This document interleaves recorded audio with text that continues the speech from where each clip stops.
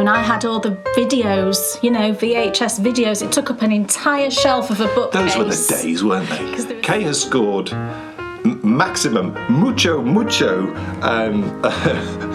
cool points. And here's a clue how she scored those cool points. Kay announced to us yesterday that the new lead singer of Queen was called Alan Butler. Look. Because I was making... I've got to that stage. But the story of how she got there actually makes perfect sense. Yes, later on in the show, we will be enjoying Kay's delicious crumblies. And they are delicious. Sorry, that sounds weird. They are delicious. Lambert and Butler's cigarettes. So, Lambert, Butler, Adam, Alan, job done. I was getting out the shower the other day. Don't worry, this is not going to go downhill fast.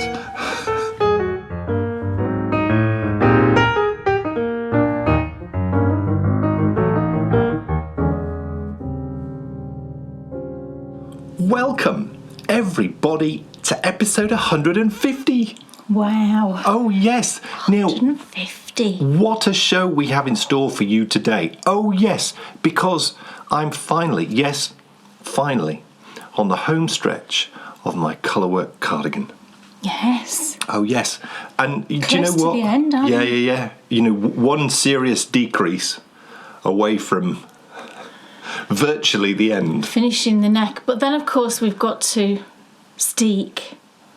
And then you've got to pick up the button bands. I expect I'll have to do that. Well, no, I need to learn how to do these things. So, you know, I'm not even sure how to do it at the moment. So we'll look at it together. Yeah.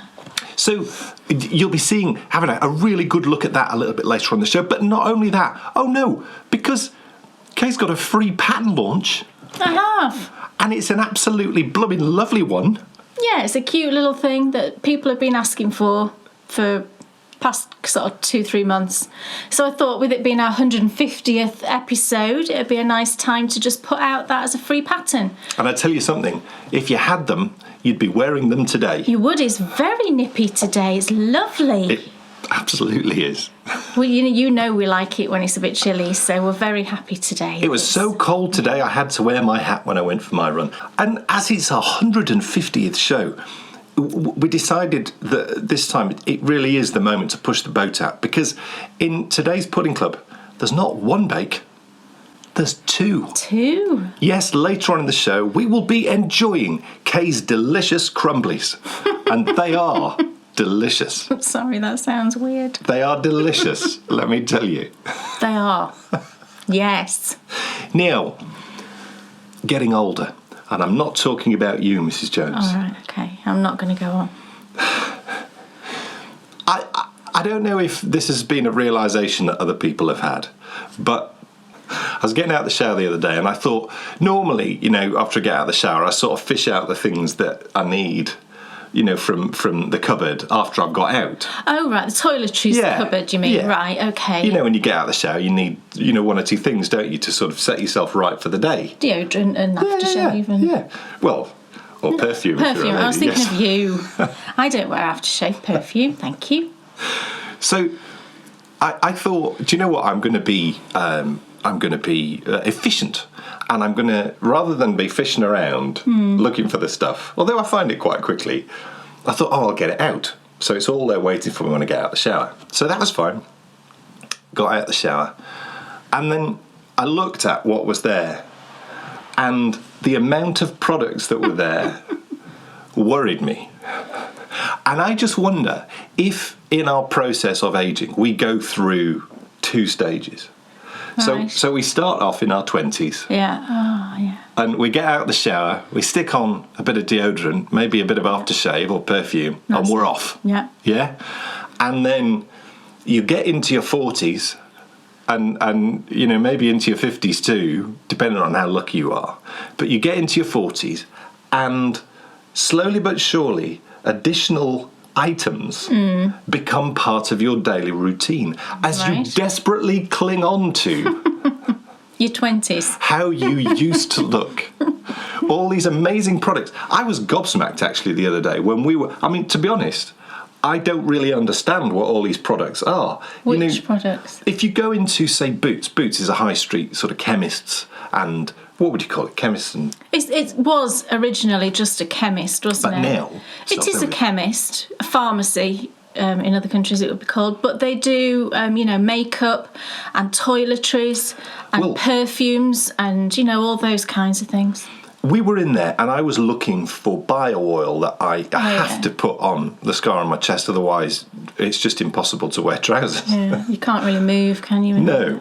And we were looking for the bio oil, and the physical amount of different moisturisers and cleansers for the different parts of the face. I don't understand all those either. And part of me doesn't want to understand because I feel... Hyaluronic acid and what's that? And what's micellar water? I don't know what micellar water is. I know that people use it, I think, to take their makeup off. I just use soap and water. I'm sorry.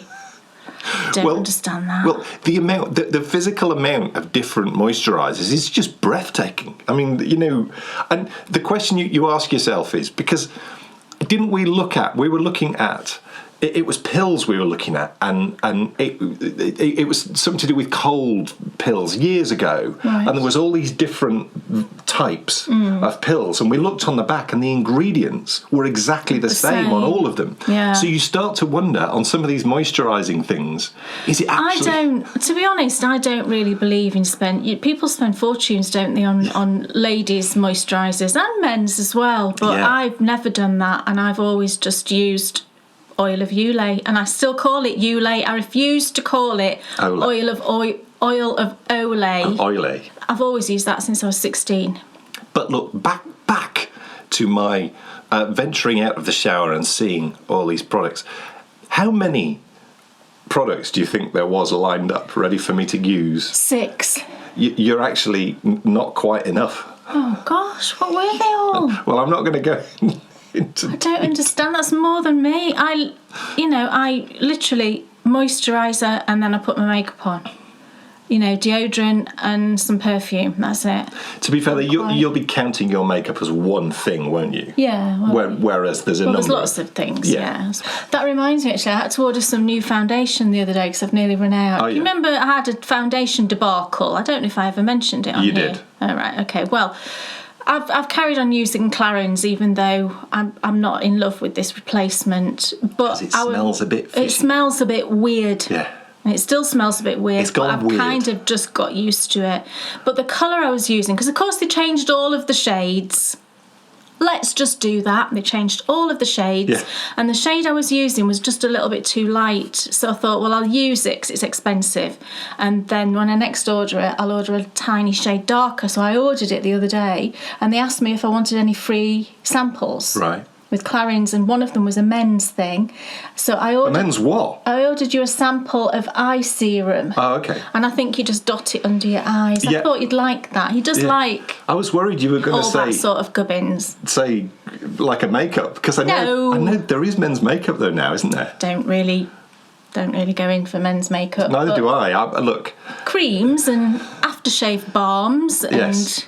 stuff like that is okay. I've got to say, actually, that the absolute winner for me, and I'm really low on it now, so I don't quite know, because I don't think our supermarket sells it, but I'm really low on bio oil. Bio oil is just the business, and I'm sure... We'll be able to order it online, I'm sure. I'm sure I've probably mentioned it before, but, if you have scars, specifically in awkward places, what resolved the situation for me... because I had real problems with the belt line. Yeah, because it runs below. It starts here and goes all the way down here. So all I do is, first thing after I get out of the shower, I just apply a load of bio oil on the belt line, and it keeps me right for the day, which is great. I mean, it's just transformative. But look. So I had 7 products. 7 products. But speaking of getting older, Kay announced to us yesterday that the new lead singer of Queen was called Alan Butler. Look, I've got to that stage. But the story of how she got there actually makes perfect sense. I've just got to that stage where I can't remember people's names, and I can't, The funny thing is, though, like you said, you must have remembered his name, actually. Yeah, if I'd have thought about it a bit longer, I would have remembered his correct name, which is... Adam Lambert. Adam Lambert. And Not that we've ever smoked. Never, But ever. my parents did, and Kay's mine parents did. And Kay was aware of the brand Lambert and Butler's cigarettes. So Lambert, Butler, Adam, Allen, job done. You can see how my brain made that happen. But Kay has scored maximum mucho cool points. And here's a clue how she scored those cool points. Take a look at this top. Do you like my hoodie? I've got on a hoodie. I never wear hoodies. It's not actually mine. I've got to say, Kay, you should, because I it should looks wear lovely. hoodies. Should I wear hoodies? It looks lovely. I feel a bit like a youth. Youths. I'm a bit of a youth. Yes. It's actually Bryony's. I said to her, look, can I just wear it for a couple of hours tomorrow morning? There is a reason. It's not because she's chilly, although it is quite cool. It is quite cool today. It's because of the contents of said hoodie. Because Kay has introduced... Spike. Kay's introduced Bryony to the joys Buffy. of Buffy. My goodness. Because it's just come on. All the seasons have just appeared on Amazon Prime. And I spotted it a week or so ago. You told me it was expensive, didn't you, to buy it? It's very expensive to buy it as box sets. Yeah, it's very expensive. Cult. Because it's a cult thing, yeah. So, and I watched it all back in the day, you know, and I had all the videos, you know, VHS videos. It took up an entire shelf of a bookcase. Those were the days, weren't they? Because they were so massive, weren't the videos? I saw them and I said to Bryony, you know, because she loves the whole vampire thing with Twilight, and I said, come on, let's just try Buffy. Well, needless to say, she loves it, of course, because why wouldn't you? And we're still on season 1, but we're towards the end. So she's looking forward to season 2 because we get to see Spike.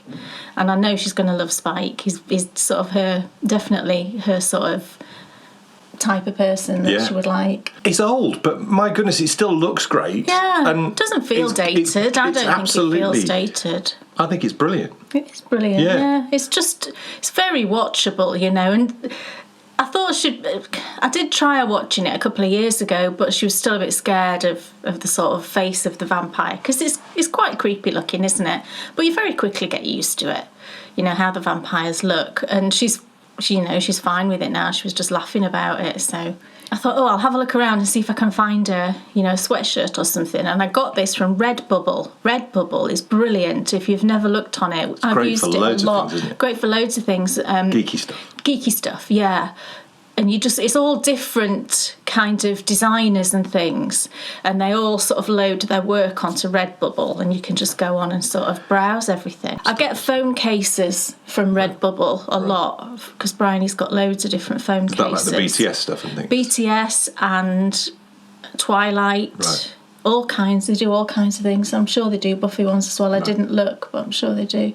So I saw this, and I said, I'm just going to order it as It's great quality. Sometimes you get these things and they're not great at all. It's nice. But it's really nice material. It's thin. It's not that sort of thick sweatshirt material, because I don't really like that. It's quite thin. It's a cotton, I think. Much more wearable. Washed nicely. And it's got like a nice little pouchy pocket thing, which is always cool, isn't it?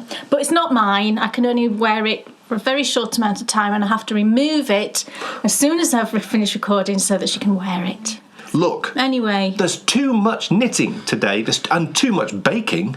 Yes. Wait till you see it. Oh my goodness. And as well, what I loved about the baking that's coming later on in the show is you've nailed the sort of elegant and sophisticated this series, because we've done a few things which we've said would be really very, if you were in Betty's and the cake trolley came around, it's the type of thing. This is just, it puts a smile on your face. Yeah, it's just a relaxed, fun, family-friendly recipe. Can be whipped up in no time at all. Recipes. Now, it's time for us, finally, to find out. Kay Jones, what's on your needles? Well, the first thing I've got is something that I thought I would have finished, to be honest, but I just didn't quite.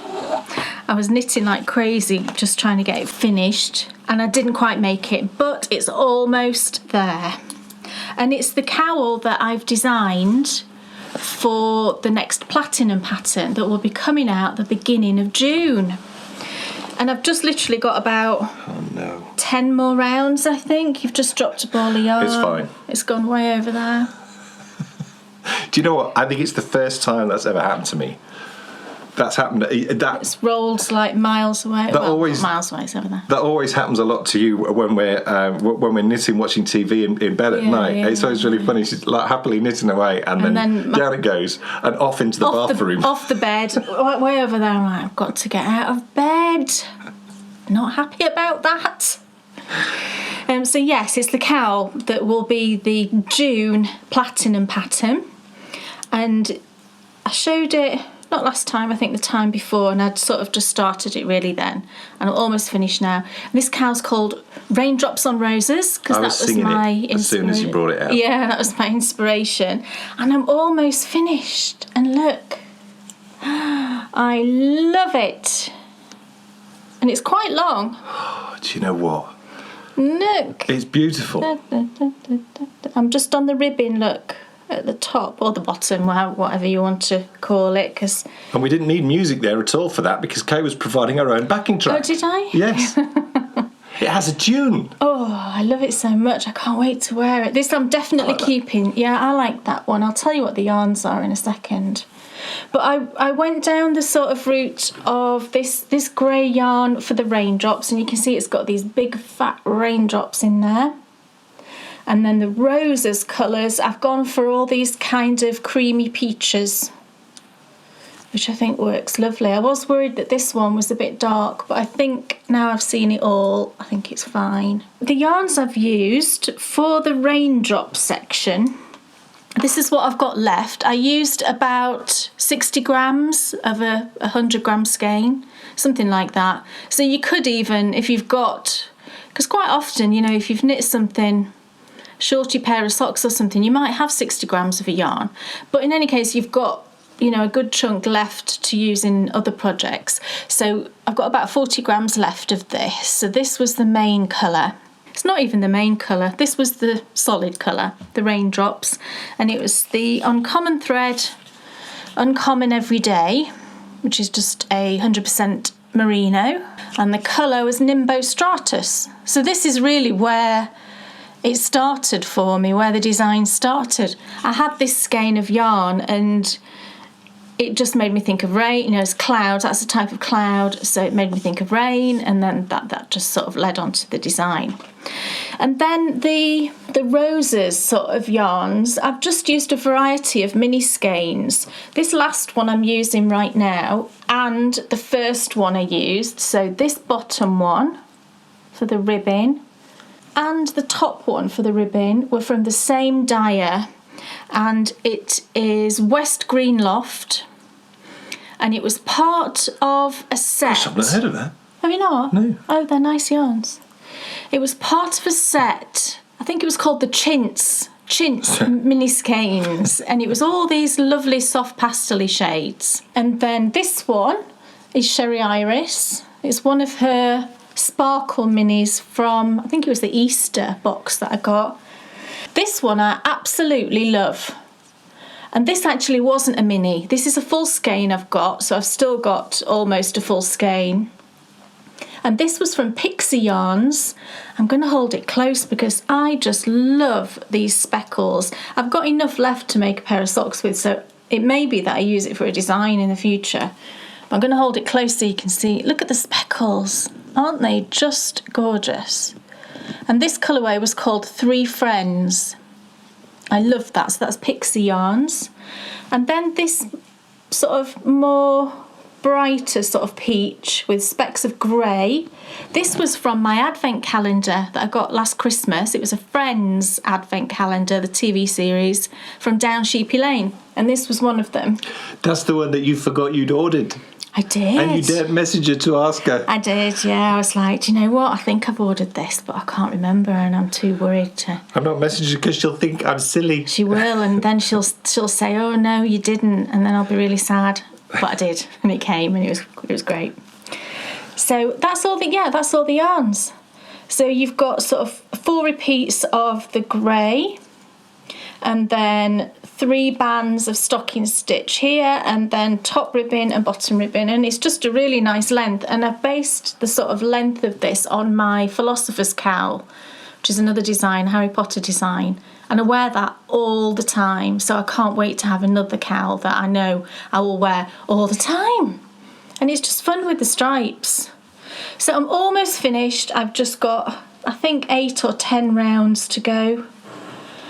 And then I just need to give it a nice soak and get the photographs done. I've already written the pattern, and then it'll be going out to our patrons on hopefully the 1st of June. I'm not sure what day that falls on. And I used 3.25mm needles.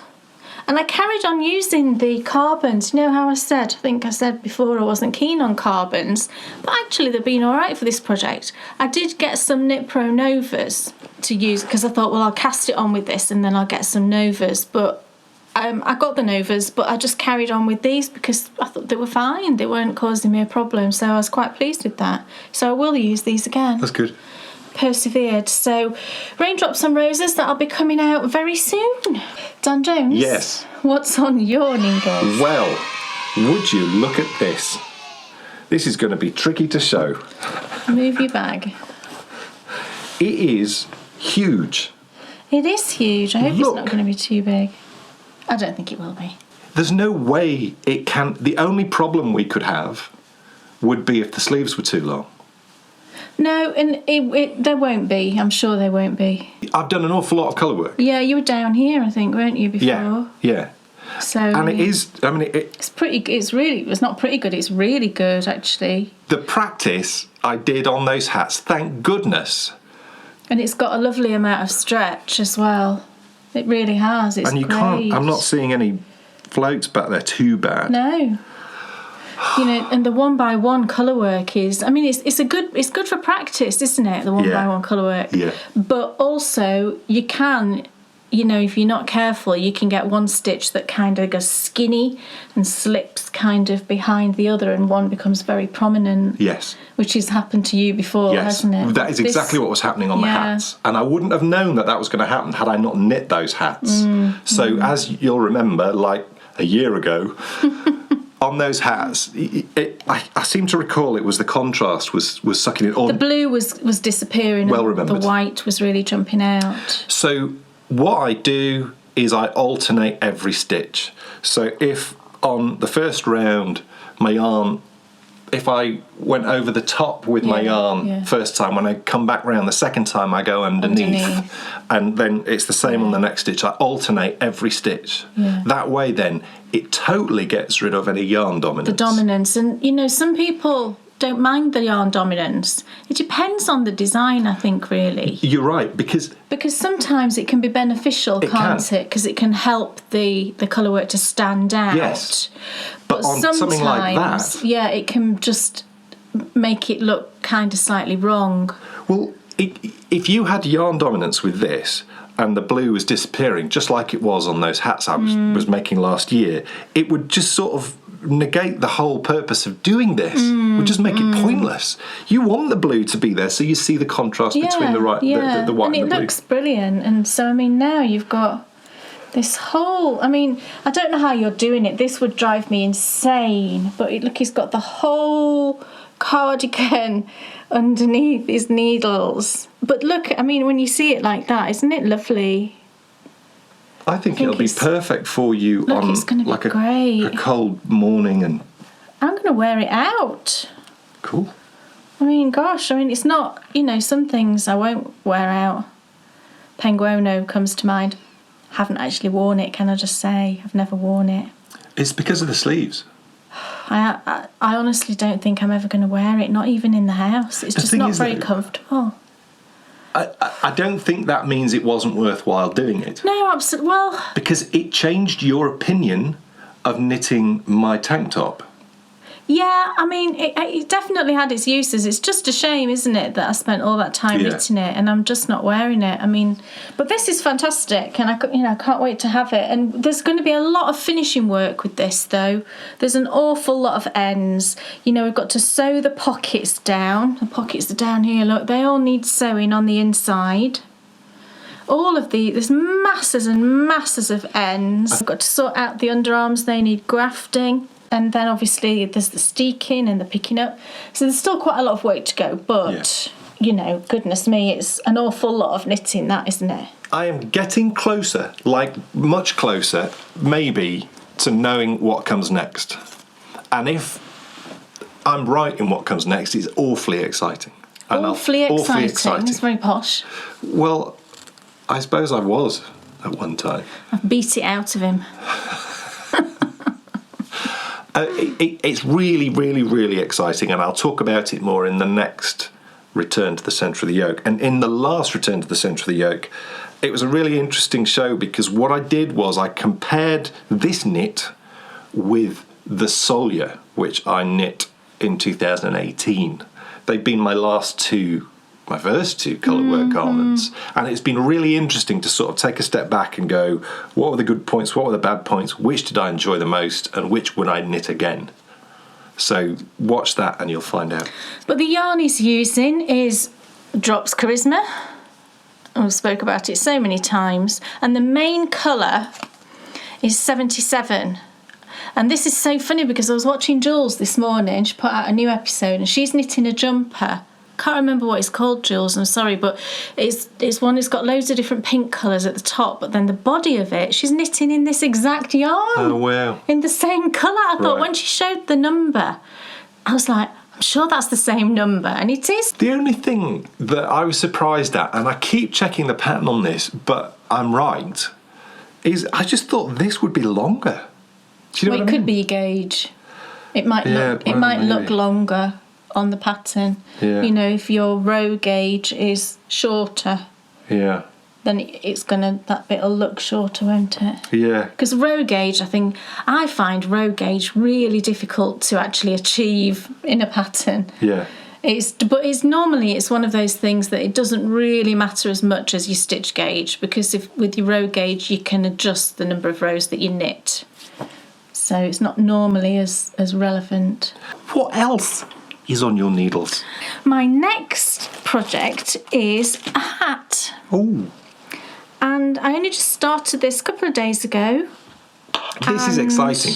This is really exciting. Oh gosh, is it? It is. Wow.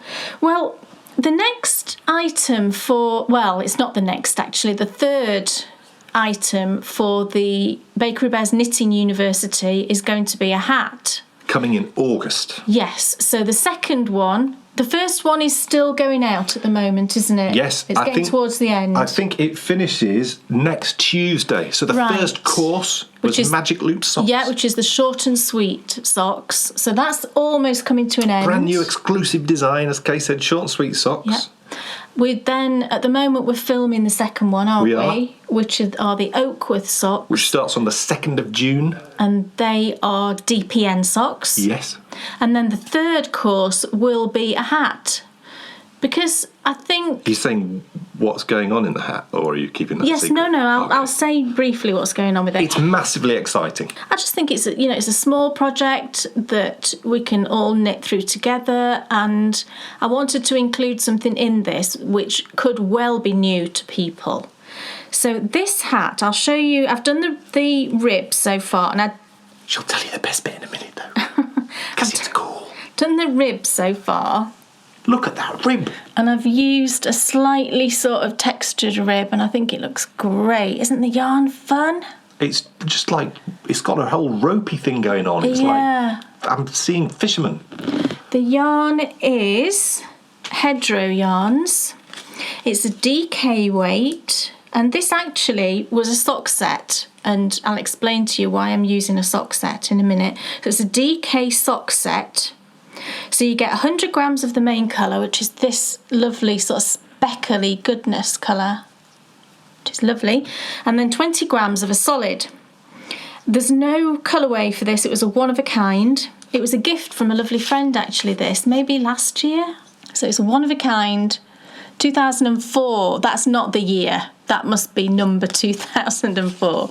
And it's lovely Jane at Hedgerow Yarns. And then it comes with a 20 gram mini of a solid. So this just gave me an idea that I would do a colourwork hat.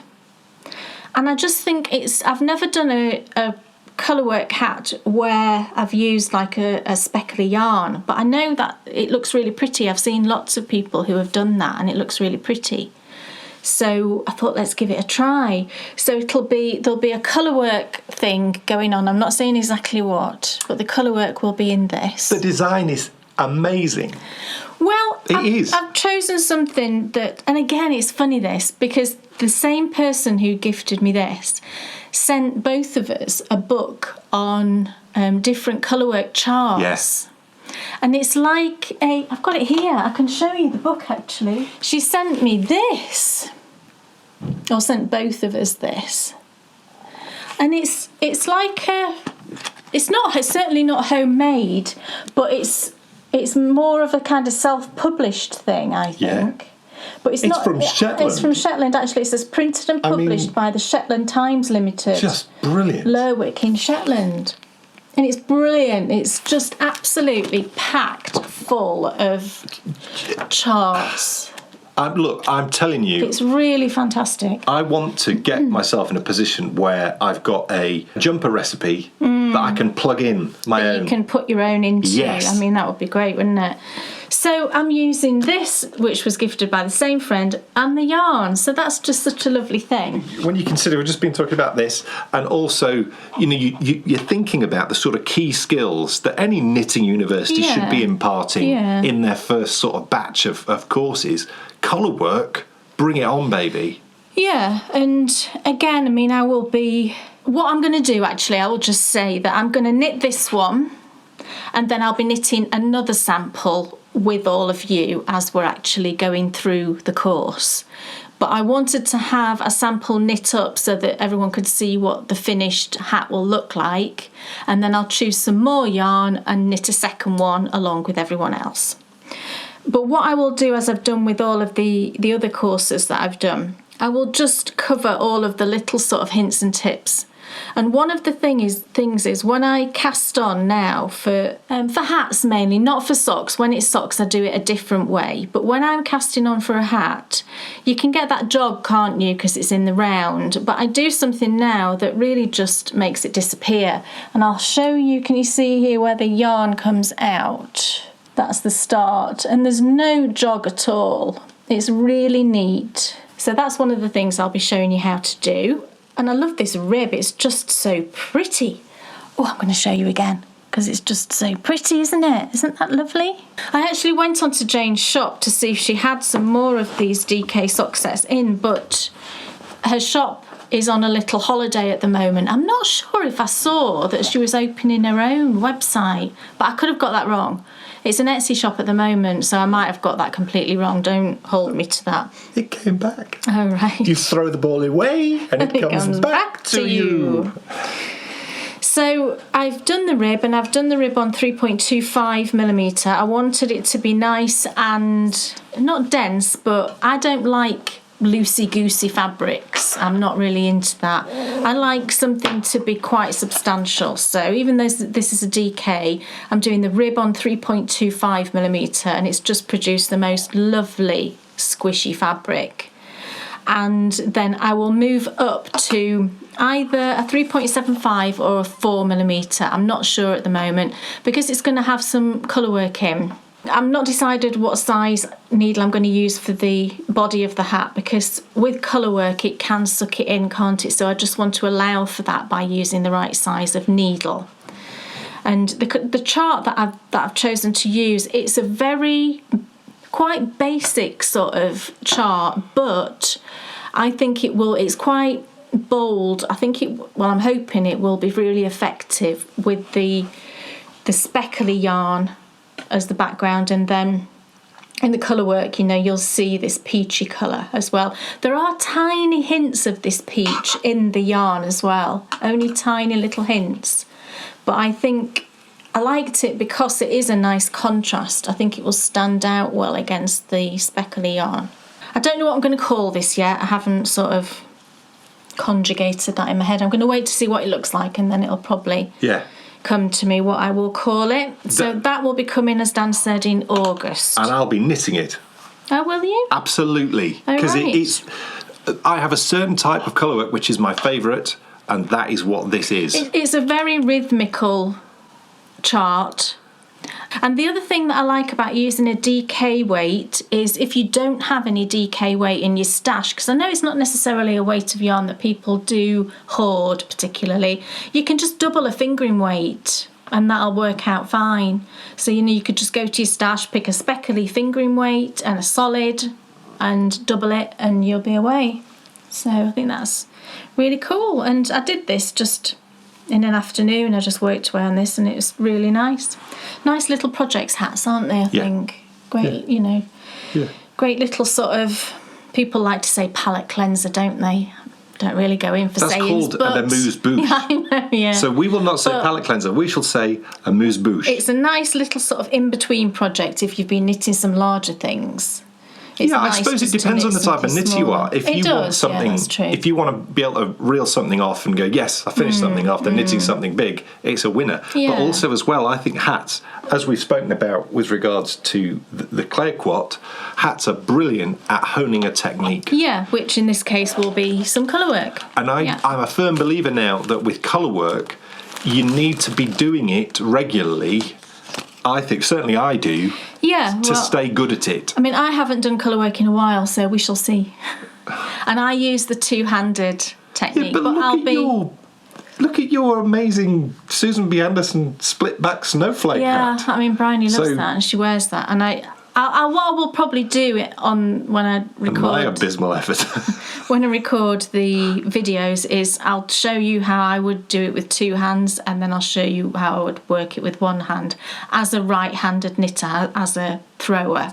But I do colour work. Technically, it's continental, isn't it, with your left hand? I love it. That was a lot of words. Yes. Yes. Hey, look. You've seen this already. Yes. This is just the preamble before you see my progress. It literally is the fastest I've ever knit socks. You finished it ages ago, that one, didn't you? No, I didn't. Not ages ago. Did you not? No, look. It sounds terrible now. This is the fastest I have Time ever. is just weird at the minute. Every day's the same. Every day is the same. Hey, that just it reminds me. We spotted the Buffy thing on Amazon Prime, and it has that section, doesn't it, where it says new things that have just been put on Amazon Prime. And I noticed 2 movies that have just gone onto Amazon Prime, which we won't be watching. One, Cabin Fever. Which one's that? It's a horror. Oh no, don't do horror. Yeah, but Cabin Fever. Oh gosh, yeah, not really. Followed by Outbreak. No. I have noticed that they've been putting films like Outbreak, and I saw one called Virus. Oh, and shall we follow that up with Contagion? No. Do we really, honestly, do we need to be watching those right now? We do not. We do not. Let's get on with some lovely knitting, like this. This is the Whispers in the Wall socks, and it is perfection. Well, thank you. It's just the business. Because... You've nearly finished. Correct. Wow. This is the fastest I'm probably going twice as fast as I've ever done knitting socks. And the answer is simple. It is not textured. I shouldn't knit textured socks. So the same sort of... Right, okay. Because it just lulls me into a sort of sleepy stage. Right. And I slow down. It's not that I don't enjoy it. I just become... If you're into knitting as a relaxation, then textured, winner. For me, I need to engage my brain to quiet it so that I can then... I know what you mean. Yeah. You need something a bit more going on. Yeah, and this just does it. And also, the having that and that... Plain back. Yeah, I'm going to have to say juxtaposition again. I wish there was another way of saying it. It's like your favourite word, isn't it? It's not. But just... seeing that and that, it just, and then when it's like that, it's like, it's gorgeous. But doing the twisted stitches and the lace, it says something when I have not messed up. No, you haven't messed up at all. On this panel here, No. I've not made a mistake. No. And that is saying something, isn't it? Yeah. Because you all know me. But you all know all of us, don't we? Human beings have a tendency sometimes. It's not that you become... I think it's when you're... It's when your I'm a bit, concentration goes a touch. Yeah, your mind drifts a little bit, doesn't it, sometimes? Yeah. Yeah. So I love it. My concern is I'm going to have to knit more.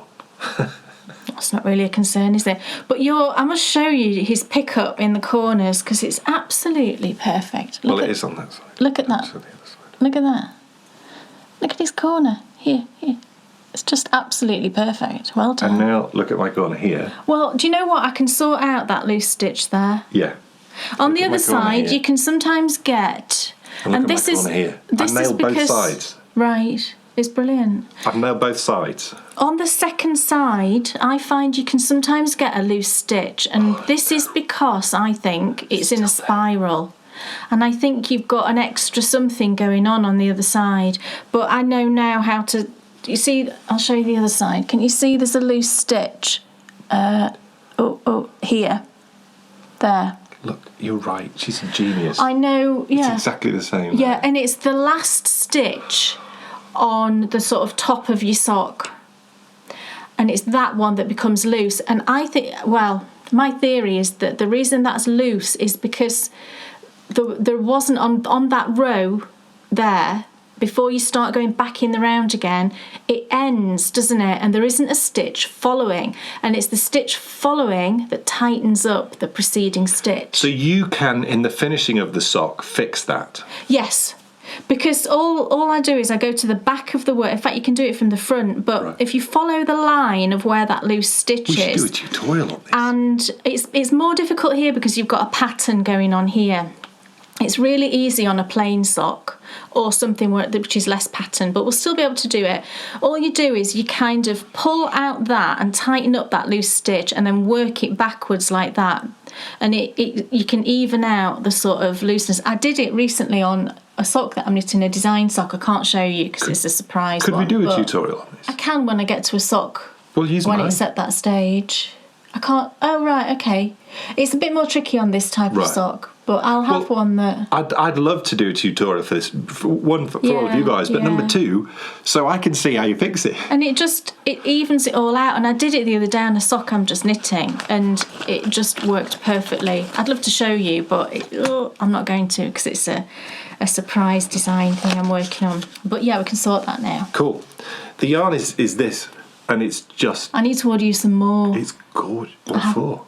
You want to knit more of these, don't you? Yes, I do, but also let's just think about other projects which are coming. How expensive is this? It's a little bit pricey because it's got yakking. It's not too bad. I think it's about £12 for 100 grams, which is okay, I think. It's fingering weight. Yeah, just gorgeous stuff. Yeah, it is lovely. But I do need to order some more. You can get it from... This is the best yarn. It's my absolute favourite that I've ever knit with. Lovecrafts, I think, have it. Deramores have it. I don't order from Deramores, actually. I'm not keen on their service, but Lovecrafts. Look. I need those blockers, actually. I need the other one. I shall retrieve it for you. Here we go. Well, not right away, but sorry. Keep them down there. Sorry. I will need them. What else? Oh, yes. How exciting. Well. The last thing I've been working on is Dan's tank top. Oh. And look at my beautiful bag. Oh, my goodness. Where's that from? Don't you just love that bag? Look at that house. I don't recall seeing that before. No, it's a new one. And the back looks like that. I bought this recently from Emma at Eldenwood Craft, and I love Emma's bags. There's another one. I've got another one here, the one that I had the hat in. This is another one of Emma's bags that I bought around Christmas time, I think. I just love it. I love her bags. They're so well made, and they're kind of I love the way she constructs it, and I love that she uses quite robust fabrics. They seem to be thicker than a normal quilting cotton, and they're just gorgeous. It's more like this one here. It's more like a linen. The one that she's lined it with, it's more like a linen. And this cotton, it seems thicker than a normal cotton. And this one is definitely thicker. It's like got embroidery on top of it. I'll show you close. How lovely is that? And that is gorgeous. I just want to be in that. I just want to be there. Just working away in the garden. Playing with the rabbits. And yes, but this is Dan's tank top in my lovely bag. I've done quite a lot of work on this. I haven't finished the back yet, but I am getting close to finishing it. And what I've been doing is I've been doing a few rows every morning when I do like my early morning knitting. Instead of just working away on something, simple, a sock or a blanket or whatever, I thought, no, do you know what? I'm going to work on this, and I only get maybe 4 or 5 rows done each morning. But, over a week, that's over 20 rows, and that, that's a good amount. It is my garment. Well, it certainly is on this kind of complex work that, a row takes me much longer than a normal row because it's very intricate and you never really get much of a rest from it. But I'll show you where I'm up to. Where's my little marker? Here it is, look. Can you see that bronze colour? No, you can't. Why do I use stitch markers that you can't see? Here is the stitch marker. That's where I was last time. And I've done all of that up to there. So I've done all of the underarm decreases here, and I'm now just knitting straight up, which is the kind of shoulder area back here. And in the patterns, it's funny actually, because the pattern, these old-fashioned patterns are just written so differently, aren't they? But basically you shape the armholes, I've done that. Shaping the shoulders, done that. No, I haven't. Shaping the shoulders is the top bit here. What I'm in now is that straight bit. And it just says, so after I've done those decreases, it tells me to work, for my size, 59 rows of pattern. So I'm thinking, right, okay, yeah, I can do that. And that's what I'm in at the minute. I think I'm up to row. I'm doing this is my complicated way of marking off the rows. I've done 33 of those 59 rows. But what I'm thinking is, if my row gauge, here we go with row gauge again, if my row gauge is out slightly, those 59 rows might not be the right amount. Because I think in a modern pattern now, what it would say is knit until you now reach X number of inches or centimetres, from like where you stop decreasing, now knit until your work is however many inches. It doesn't say that. I did swatch for this, but I can't remember whether I checked my row gauge, because I really only am interested normally in stitch gauge, which I know is wrong. But I ripped out the swatch. I didn't keep it. I don't tend to keep swatches. Now, of course, I'm thinking I should have kept it so I could check it. And I could do another swatch, but I'm not going to. What I did was I looked on the back of my work, and this won't be exact because it's not plain stocking stitch. But in this section here where you've got some twists going on, you have got some stocking stitch here. So I thought, right, okay, this will just give me a rough idea on if I'm miles off or if I'm there or thereabouts with my row gauge. So I used that and measured that, and it was about right, the row gauge. It wasn't really, I might have been half a stitch out or something. So I'm thinking that in fact, there is a little band of stocking, well, I suppose it's stocking stitch, but here where you've got pearls either side of the cable, on the back of it, it's obviously all knits. So I think it was this section that I used to give me an idea. So what I'm going to do is, I haven't checked it yet because I know I'm nowhere near the right length, but I'll get Dan's other tank top out and I'll measure it against that. And then I will know how far I've got to knit up here for it to be right. And I'll be able to judge it, whether those 59 rows will be right or whether there needs to be a few more or a few less. So luckily I can get round it because I've got another tank top to measure it against. But I think that's where these kind of older patterns, it does say at one point, stop, have you checked your tension? Here, look.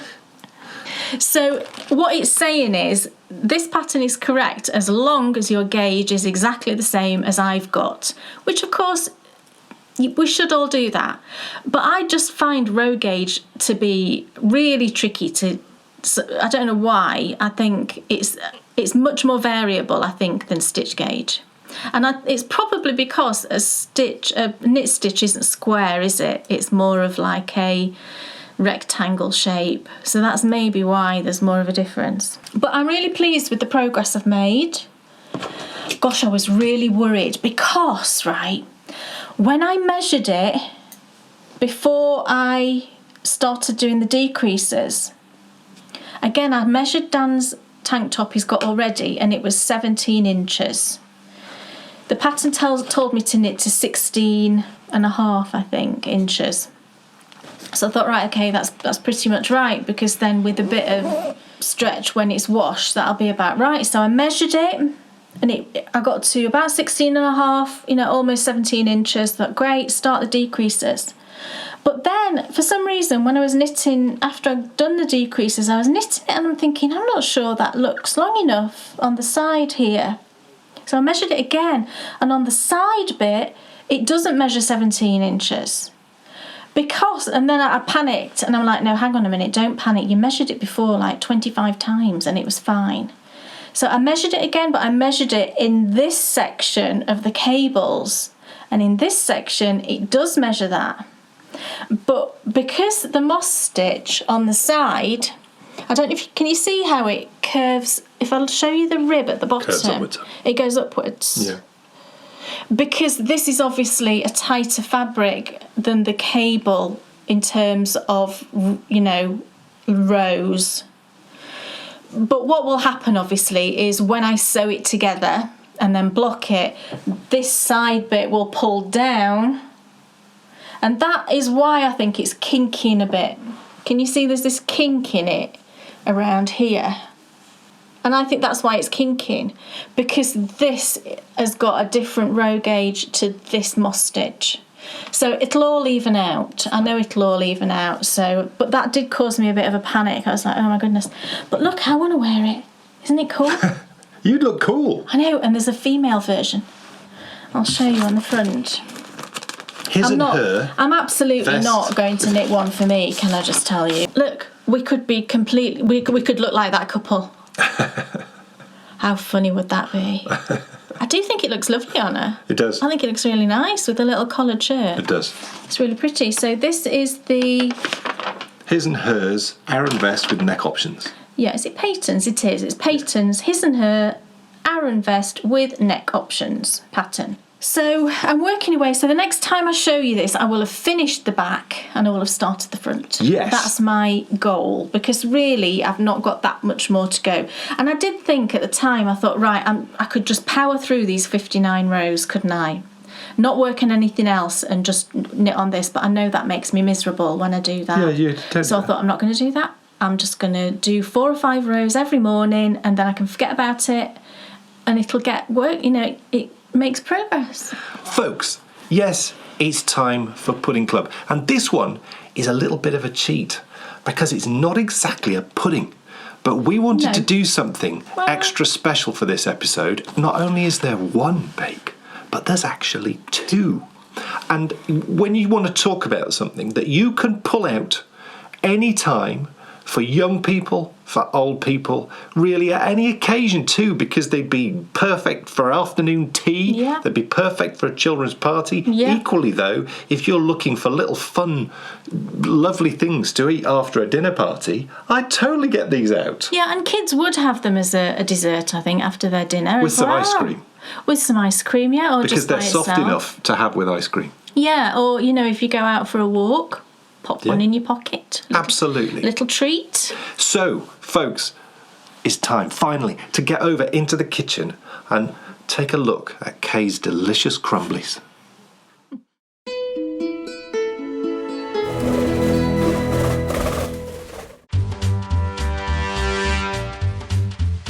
Who's ready for a brand new season of Pudding Club? Yes, we're heading back into the kitchen for 8 brand new delicious bakes. Every one of them is inspired by the puddings of our youth. And at the end of the series, you can vote for your favourite. In 2019, you crowned Sticky Toffee Pudding your winner. But what will win this year? Let's find out in a brand new season of the Bakery Bears Pudding Club.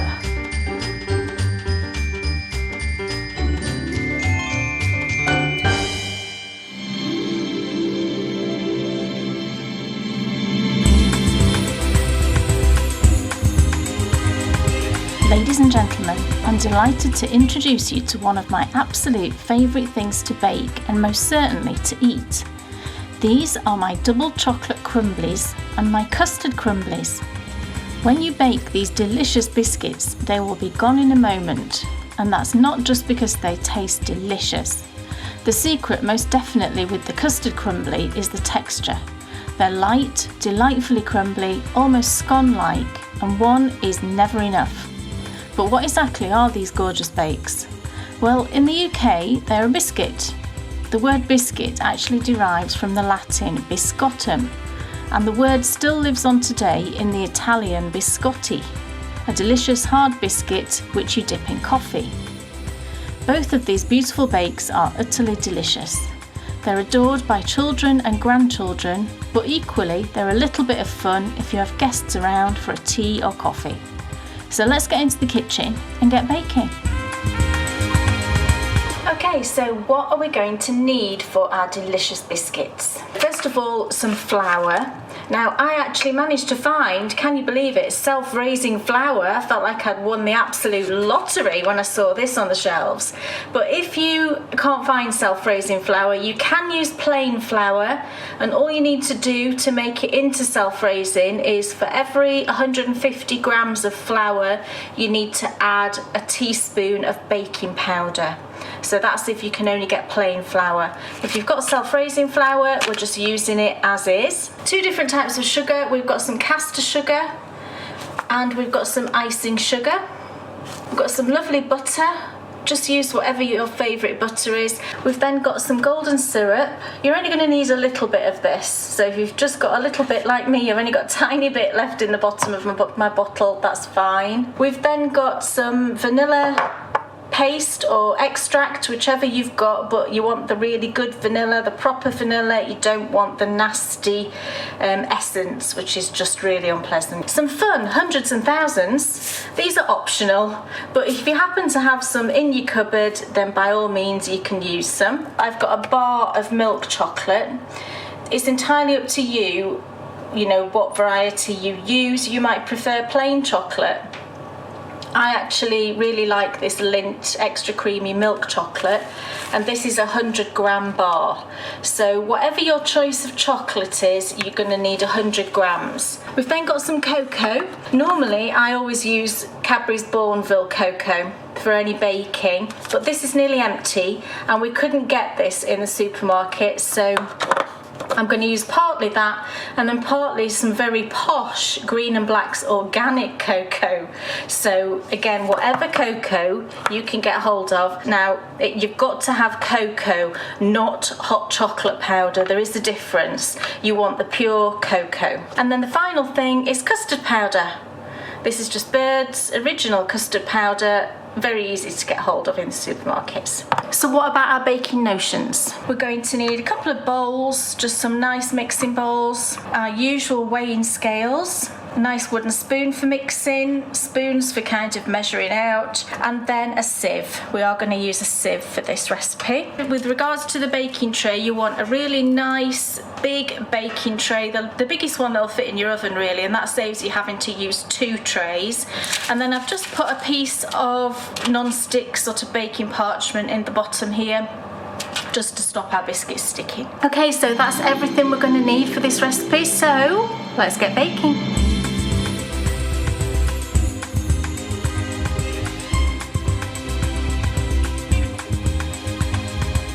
Okay, so the first of our crumblies that we're going to make are the double chocolate. So in my bowl, I've got my 100 grams of butter, and this is really lovely and soft. So I'm going to pop that onto my scales. And to the butter, I'm going to add my caster sugar, which is 50 grams. There we go.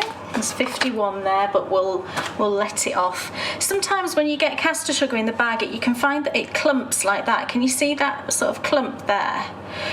All you need to do is just basically give it a little bash and it'll just all separate back out into grains. So what I'm going to do now is just cream these two together, and this is why the butter needs to be really lovely and soft. So just cream them together just with a wooden spoon.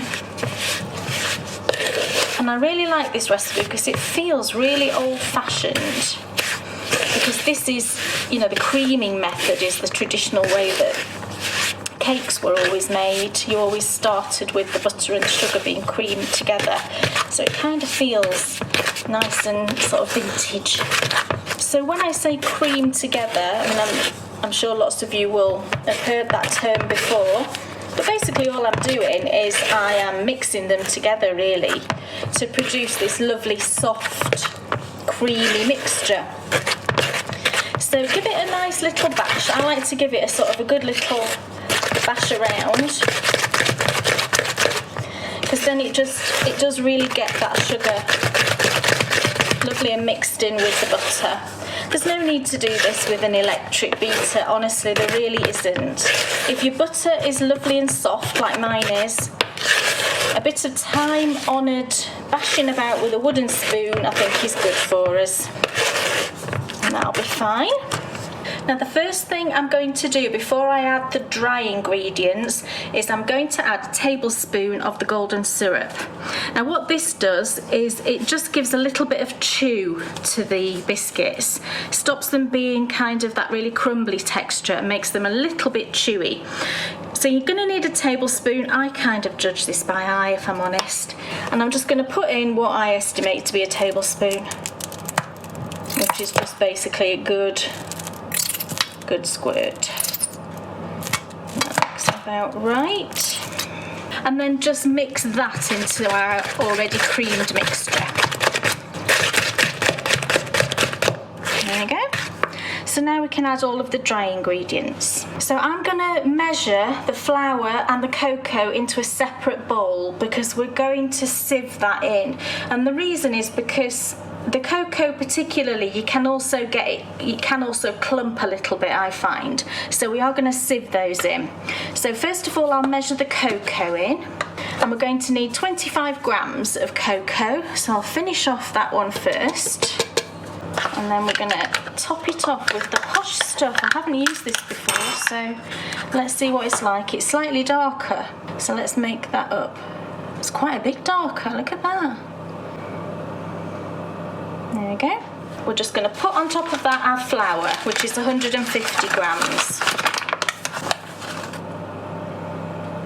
Nearly. Oh, 151. You'll let me off with that gram. Now before I add that into our creamed mixture, I'm just going to chop up the chocolate so that that's ready as well.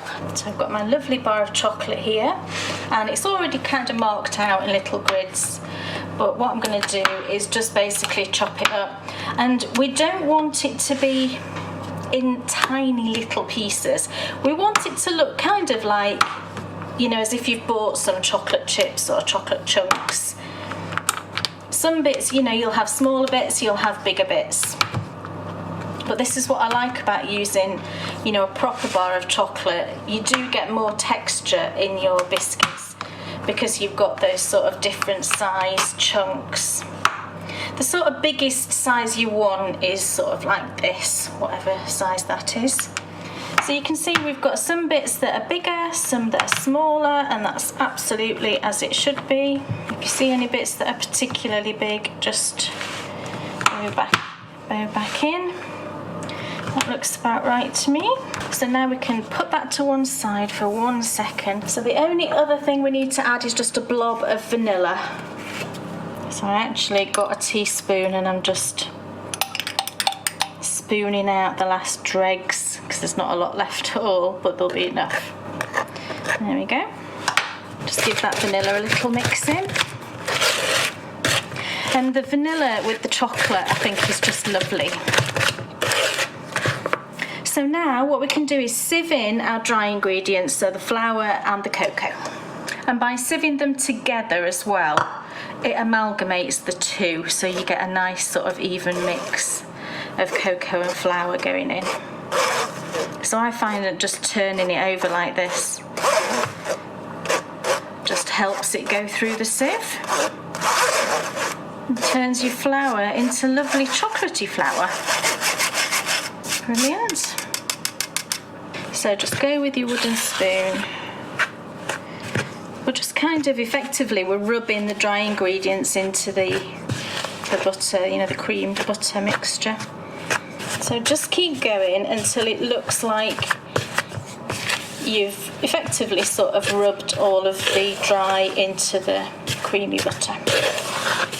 Okay, so you can see now it's turned into kind of like a sandy, rubbly sort of mixture, and that's perfect. So now we're just going to mix that chocolate through. So just get your chocolate, tip it all in, and just mix that around so that it's nicely distributed.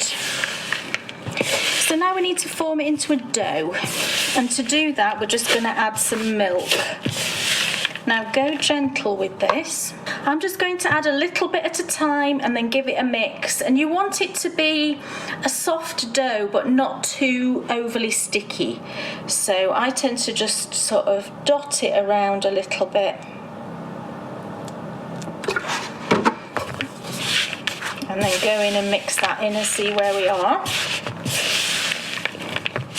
You can tell that's going to need just a little bit more, I think. You'll be able to tell because it'll just start coming together in a big lump. It doesn't need much more actually. So I'm just going to put a little bit more in the middle. I think that will probably do. And you can see now it's kind of wanting to go into a big single lump of dough. And then just go in with your hands and bring it together into a dough, which takes no effort at all because that's just what it wants to do. Just give that a nice squeeze. You could make a giant biscuit, couldn't you, just with that whole ball? No, I'm kidding, don't do that. And then just sort of flatten it out a bit, and now I can do it with my hands actually. I'm just going to break it into roughly half and then roughly a quarter, just to make it easier then to pop it onto the tray. So I'm going to move over to the tray. So now what we need to do is make this into sort of balls basically. And now it's up to you how many of these you make. You could make them smaller and you'd have more, or you could make gigantic ones and you might have, say, 8 for example. So I'm probably going for about 10. But it's really up to you the size that you make. If you make them slightly larger, they'll just probably need a couple more minutes in the oven. But that's the size that I kind of like. It's sort of like, is it like a golf ball maybe? Maybe like a golf ball. And just pop it onto your tray as you make it.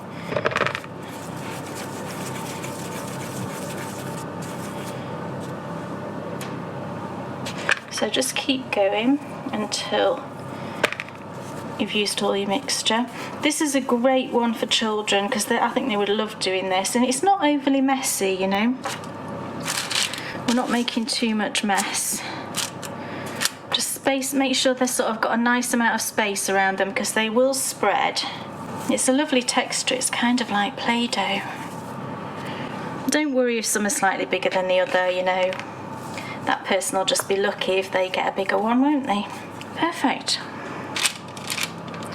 So now I'm just going to get a fork and just push those down a little bit. When you do this, don't press them down too much. I'm just going to move those because what's nice about these biscuits is that they are quite tall. You know, it's kind of like a little mountain and I really like that. So just press them down a little bit, just like that, and that's enough. You want them still to have a really nice amount of height. And I have preheated my oven to 180 degrees C. And I'm going to pop those in, and they take about 15 minutes. Now keep an eye on them because the thing about cooking chocolate biscuits is that because they're already brown, it's difficult to tell if they're burning. So do keep an eye on them. Make sure they're not burning, but usually they take, mine normally take around 15 minutes. So our delicious double chocolate crumblies are in the oven and they're cooking. So come back in part 2, and what we're going to be doing is making our second batch of biscuits. I mean, how exciting is that? So we'll take those out of the oven, the chocolate ones, and then we will bake our second batch, and then we're just going to do a little bit of fancy decorating. So I'll see you back soon.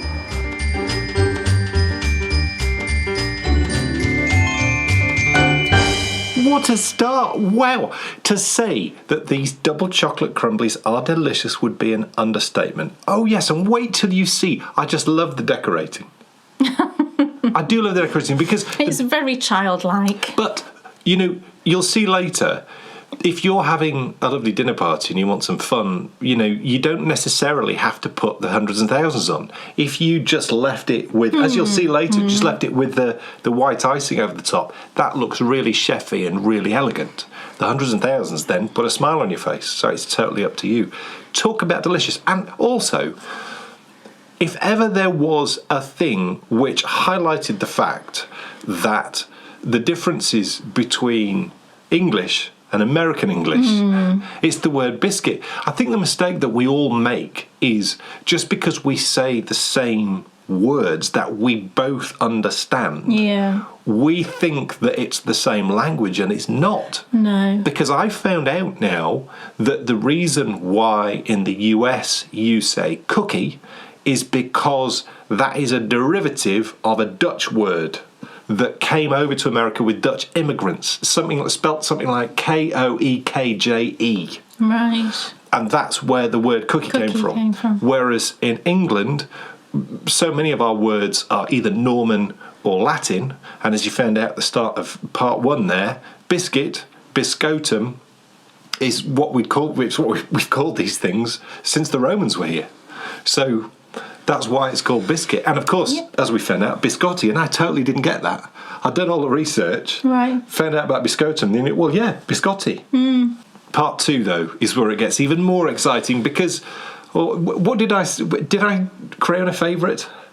I think you did. And I was surprised myself. Yeah, I was surprised too. The custard crumblies, I think, just pip the double chocolate. But it's tricky, you see, if you're having a coffee, a double chocolate crumbly would go beautiful with it. You shall see Kate trying and tasting and finishing off decorating before she does that in part 2. But now it's time for us to find out, Kate Jones, what's off your needles? I do have some things off my needles. I finished 2 pairs of socks. Excellent. That's really cool, isn't it? Yes. So the first pair I've finished, I showed you last time, but I finished them, I think, within a couple of days of showing you because I just loved knitting them. And that's the short and sweet socks with the sort of strawberry themed yarn that I dyed myself. And the pips. With the pips. Woohoo. And I just love them. I'll hold it close so you can see the yarn. Oh, it's lovely.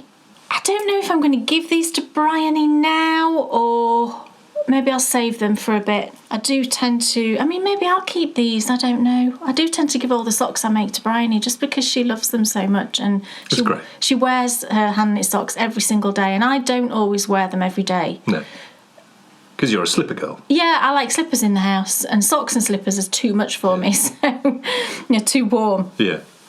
So I'm not sure yet, but I loved knitting these, and I know that everyone that's been knitting along with these. These are, of course, the short and sweet socks, which really come enjoyed them. Free with the short and sweet course. And I love the eyelets because you can do an eyelet. It's a simple little thing, but you can do it in lots of different ways. You can do, you can do the decrease before, or you can do it after the yarn over. You can use a left leaning or a right leaning decrease, again, before or after.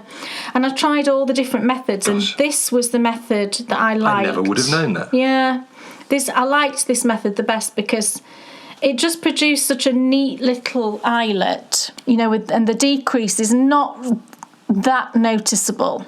With some decreases, it's more noticeable, but with the one I've used, you don't really see it as much.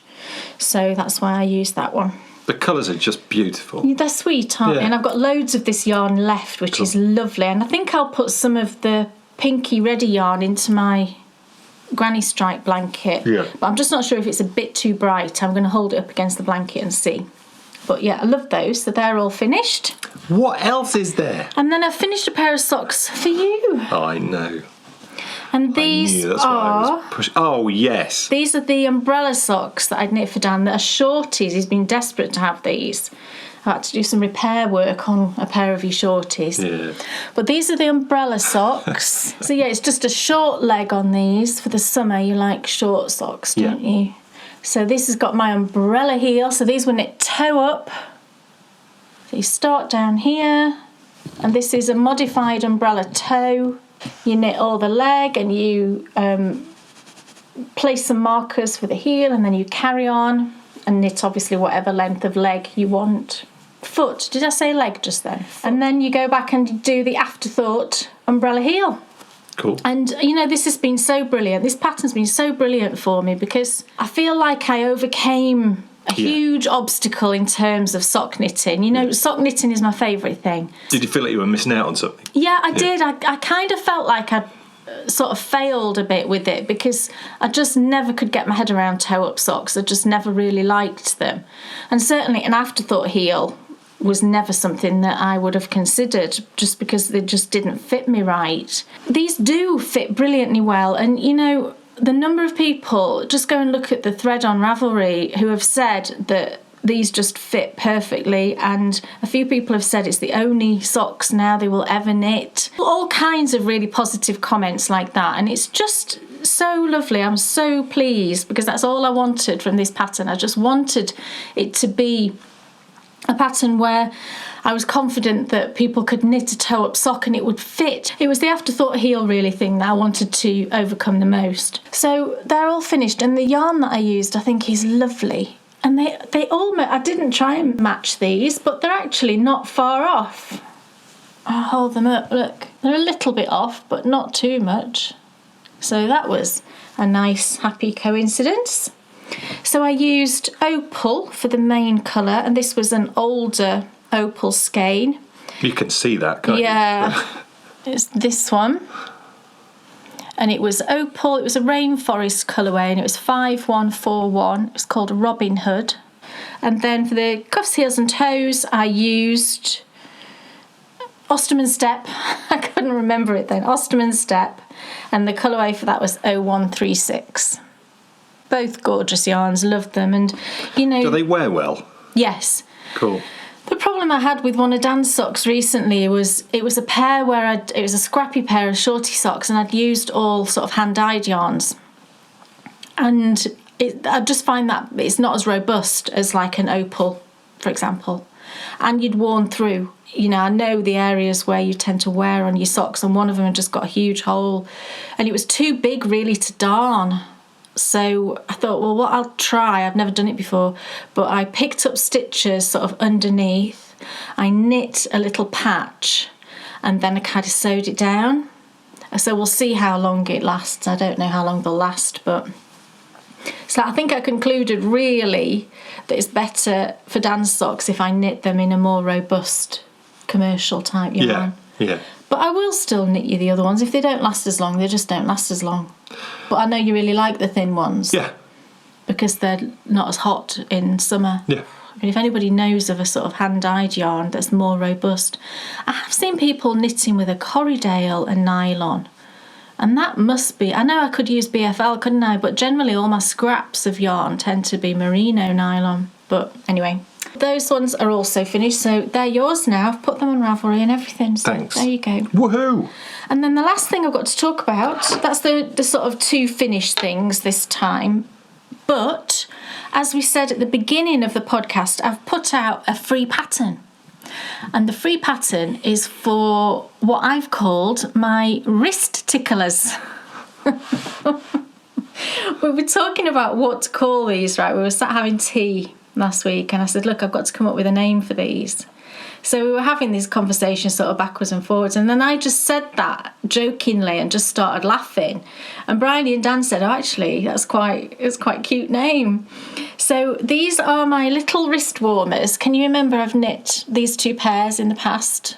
This one's out of scraps, and this one I used a mini skein set from Pixie Yarns. And why are they called the wrist ticklers? As Bryony said, it's a brilliant name because they tickle your wrist. If you didn't, especially as well, if you...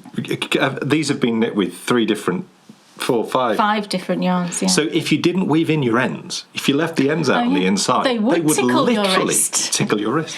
So they're just simple wrist warmers. There's no thumb hole or anything.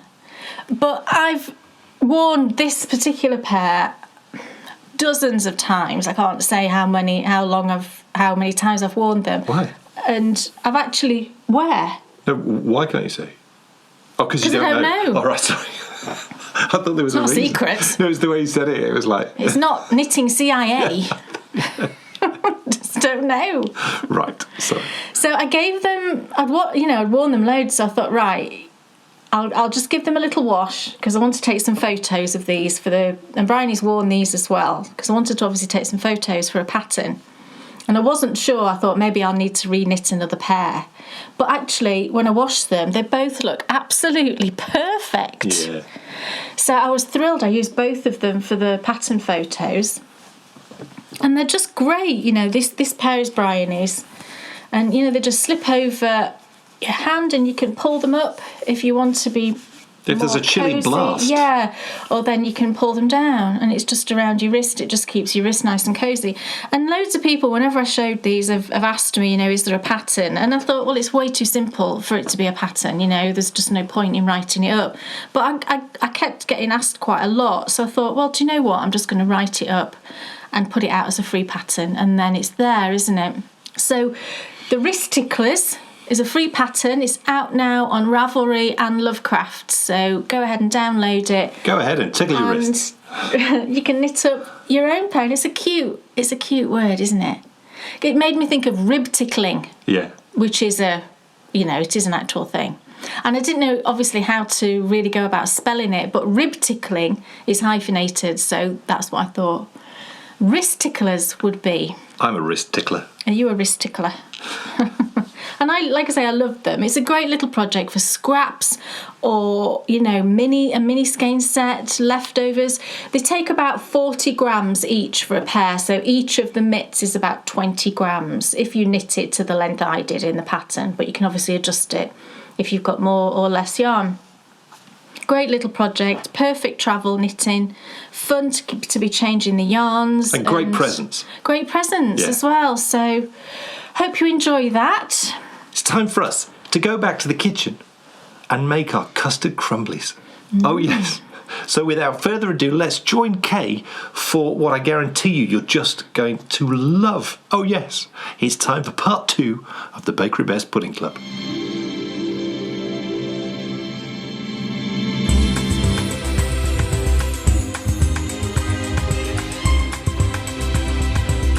Welcome back everyone to part 2 of the Pudding Club.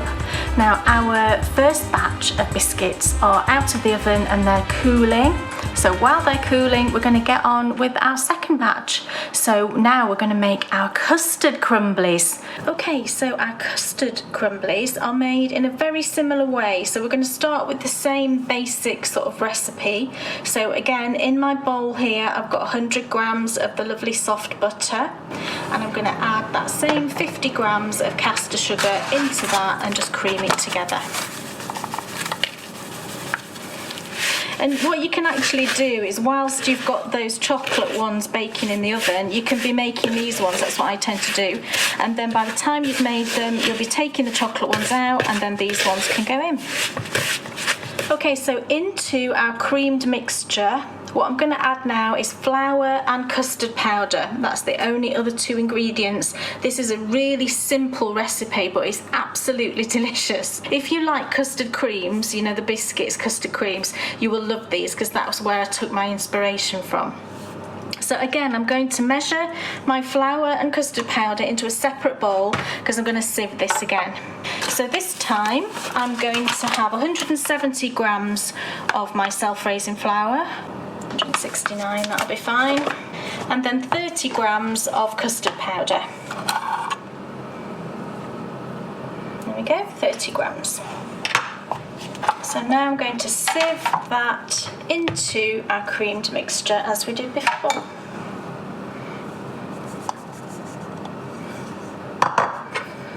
And again, I kind of mix the two as I'm sieving, and then you get a nice distribution. There we go. And then the same thing again, we're just going to rub these together effectively. So just mix those through until you've got that same kind of rubbly mixture. So you can see now all of that flour and custard powder has been sort of rubbed through. And now we can do the same as we did before, just add in some milk enough to form a soft dough. This dough you will find is softer than the chocolate one because we've not got all that chocolate and cocoa going on. It's a really lovely soft dough. So again, I'm just going to go in with a little bit.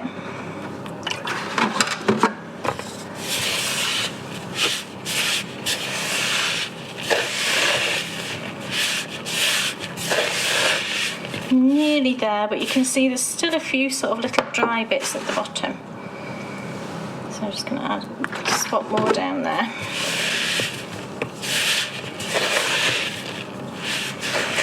About there, I think now. So again, I'm going to go in with my hands and just form that into a nice soft dough. And you can see once you started adding the milk, it starts to turn a sort of slightly custardy looking colour. Nice and sort of a creamy golden colour. There we go. So again, just make it into a nice, don't work it too much. And then I'm just going to break it in half as I did before. And then half again. That just makes it easier to sort of pull off your separate bits. So exactly the same process as before. I'm going to make this into lovely round balls and pop them on our baking sheet, but this time I'm not going to flatten them at all. I'm just going to leave them as they are, and this is because this is a much softer dough and it kind of just finds its own way rather than the other one, which is a stiffer dough and you have to sort of ease it down a little bit.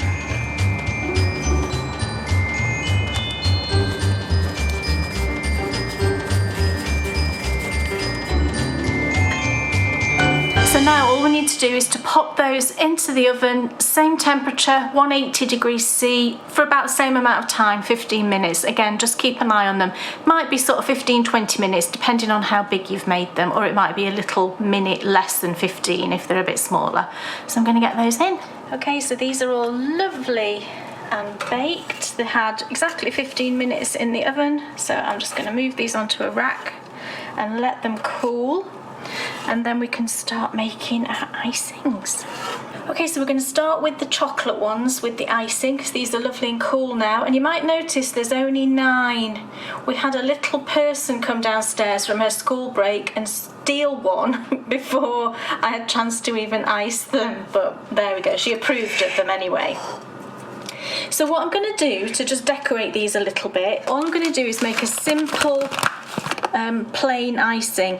I don't even know if it's got a particular name. I don't think it has. I mean, sometimes you hear it called a water icing because basically it's just icing sugar with a little bit of water added to it.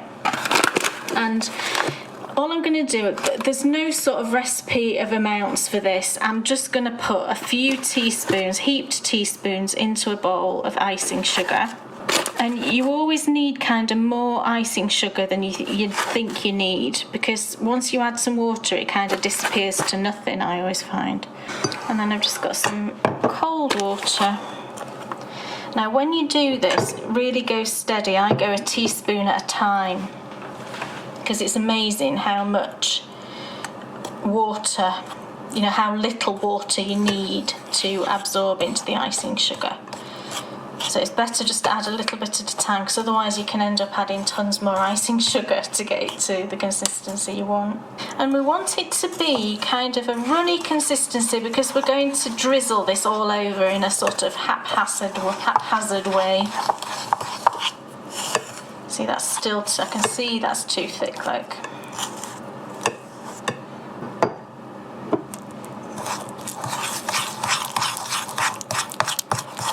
So if I was going to sort of put this on top of cupcakes, that's the sort of consistency I would want.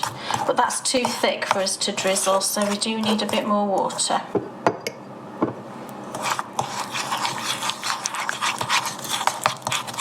And you can see how little we've got there now. Felt like there was a mountain of icing sugar in there. It just goes down to nothing because it's such a fine powder. See, it's not bad now. Let's see. You can sort of have a little practice look into your bowl. Maybe a little touch more.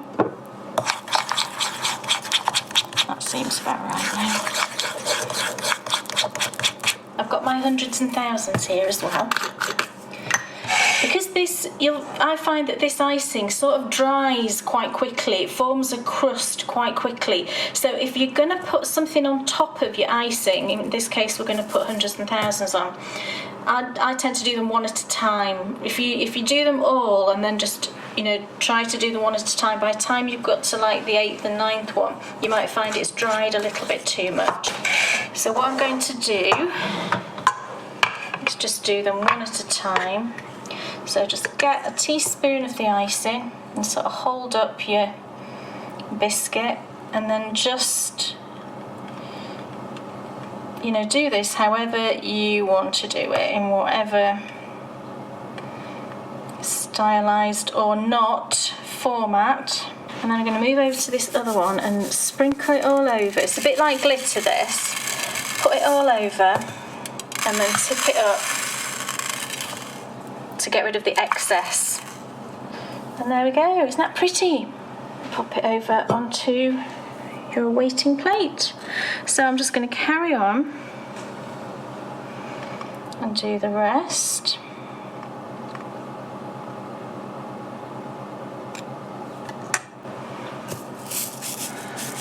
And what you can do when you've finished is you can just, all the ones that have fallen onto the plate, you can just scoop them back up and back into the container so we're not wasting them. There we go. So I'll carry on and finish all of them.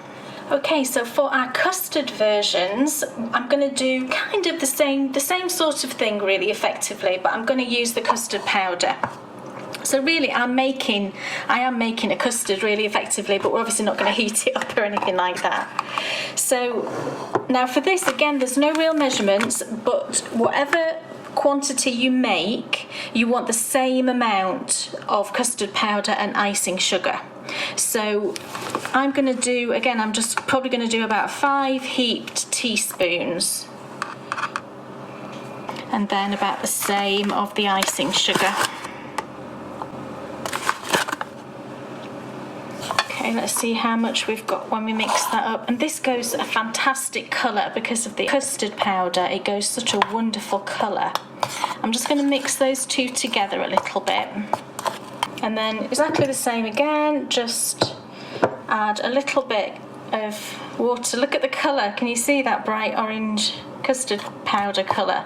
It just reminds me so much of, my childhood custard powder, because if we ever had custard, it was made with the custard powder. We never had the sort of real custard, if you like. I'm going to add a couple more actually, because I can tell now how much it's going to take. And again, we want it a nice runny consistency. You might find there's some lumps in this, so just keep stirring and they will eventually go. You can check the sort of consistency again just by having a little practice. It looks about right. I think we've got plenty there. And what I'm going to do here is I'm going to make a bit of a mess, but it's kind of fun. I've got all of my crumblies here. Just sort of push them all together. And I'm going to go over the whole lot. It'll make a bit of a mess, you'll have to clean up after, but that's fine. So just take a teaspoon and just start drizzling over the whole lot.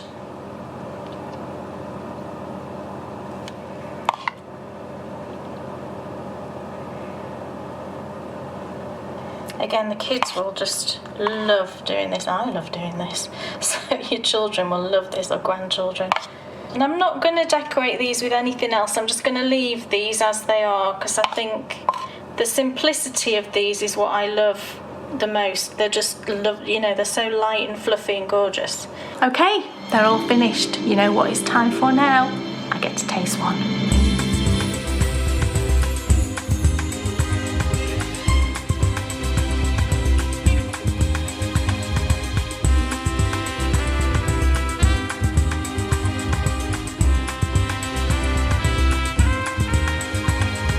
Okay, so I've got one to try. I've got one of the custard ones.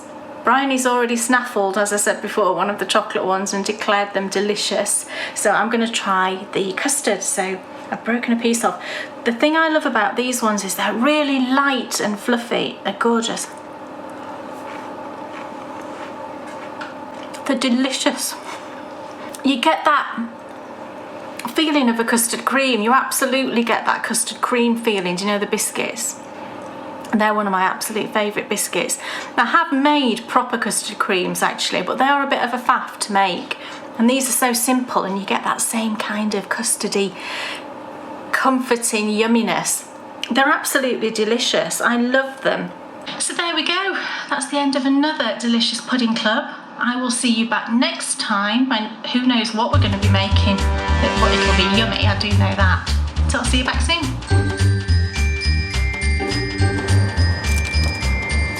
Okay, so for our custard version, they're delicious.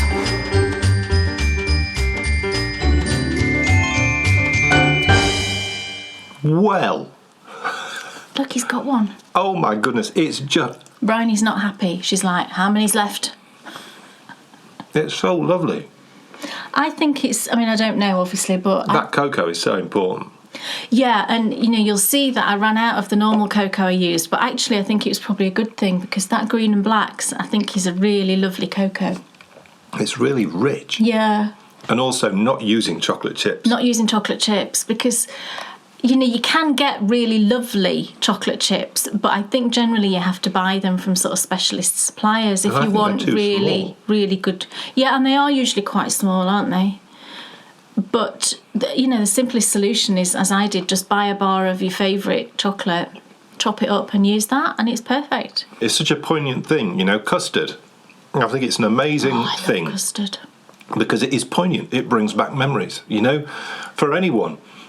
It'll be a certain age group, I would guess, but mums and grandmas making custard with bird's custard powder. Yeah, it's just a thing. I mean, I don't know if it was a global thing, but I don't know, to be honest. But it's been around for, you know, decades and decades and decades, hasn't it? Bird's custard. To take that flavour and put it into a biscuit, also as well, I'd argue that they're nicer than custard creams, a lot nicer than custard creams. Yeah, it's kind of a bit scone-like. I think we said that in the voiceover, didn't we? But it's just so light and fluffy and just lovely. I mean, I absolutely love them. And the scone-like... I just completely made it up, you know.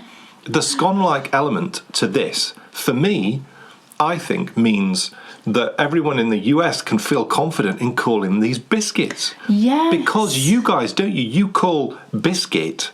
something that is sort of scone-like, if I'm right, but you have it with savoury. They do that on the Waltons.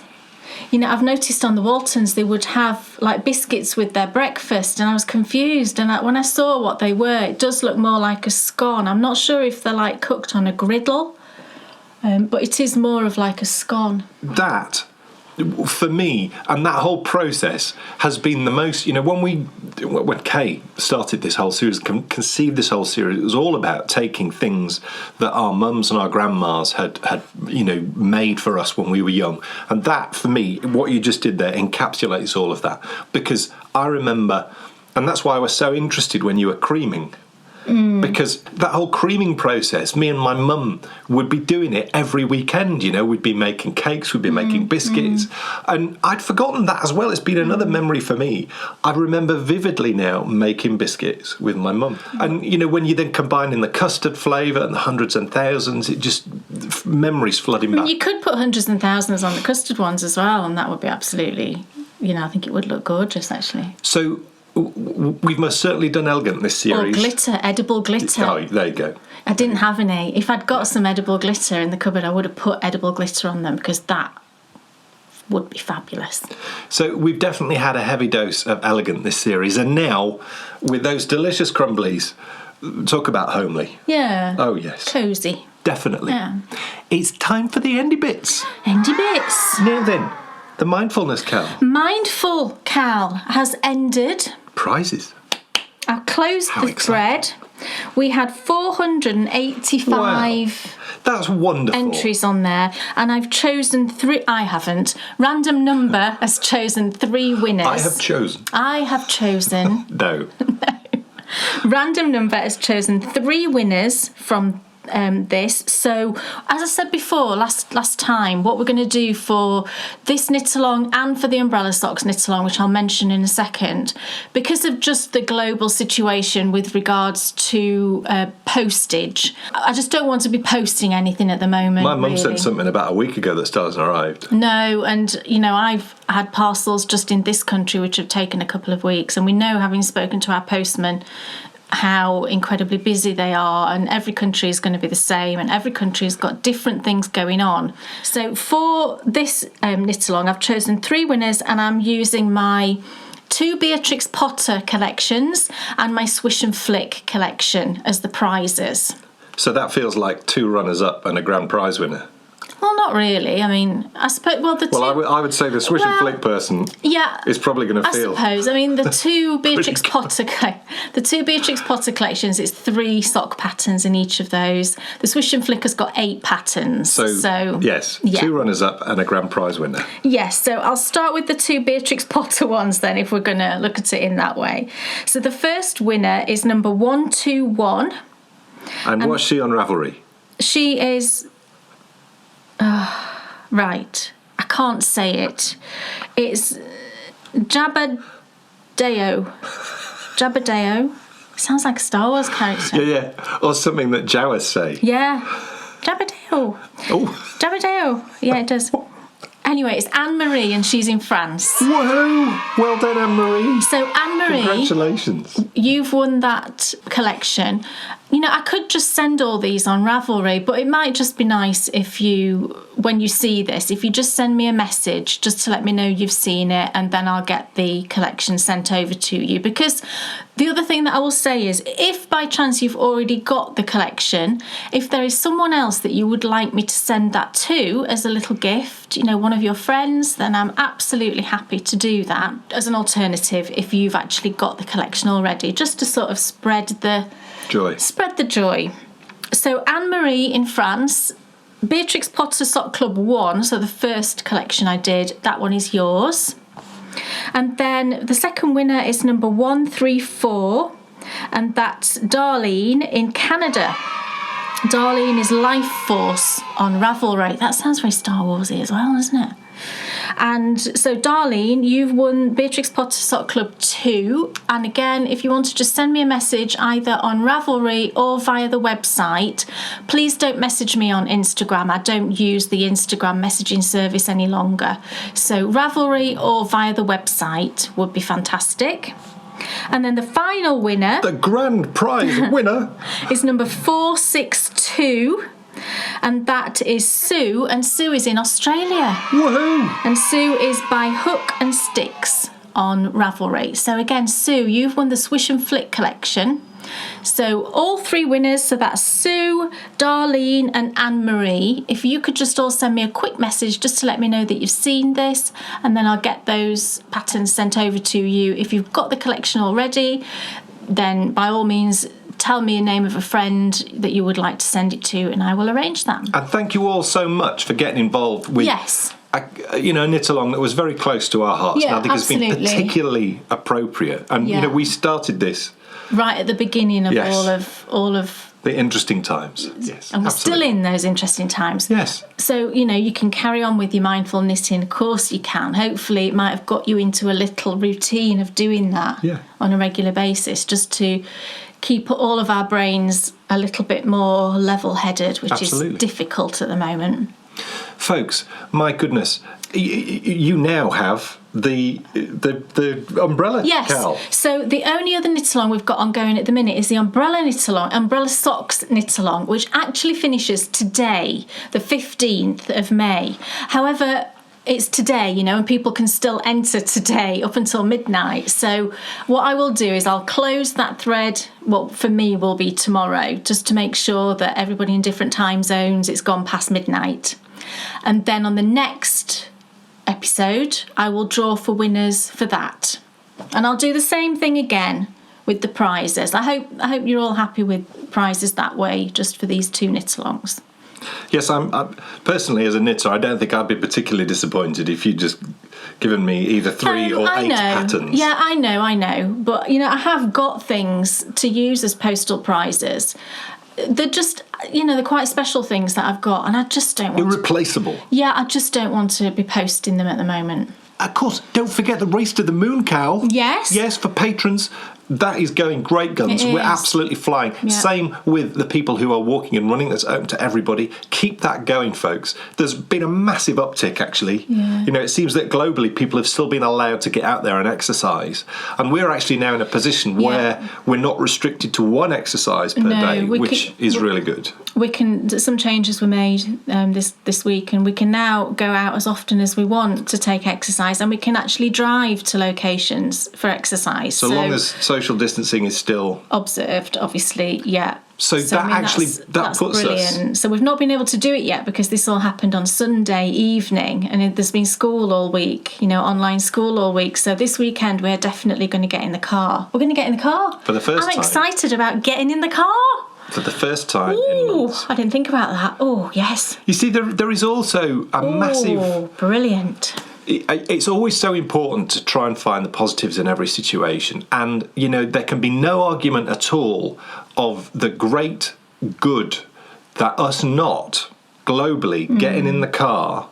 I haven't filled up since March. Using public transport and trains and everything. By not doing these things, the effect it's had on the world itself, on the air quality, and who knows what the ozone layer is doing. Maybe it's repaired itself. Well, we know that it was closing up again. It was starting to, there's been some wonderful things. So it's so important, I think, no matter how bleak and dark things can look through one light, if you try and look at the positives, it can really lift your spirits. And to think that the planet which we all walk around on seems to be feeling pretty good about itself, or certainly better than it did. Better, yeah. And obviously we won't be using nowhere near as much fossil fuel, which is... Well, like I said, I couldn't believe it's all right saying we haven't been in the car since March. I've not put petrol in. It's made me a lot more aware, actually, of things like using fossil fuels and climate and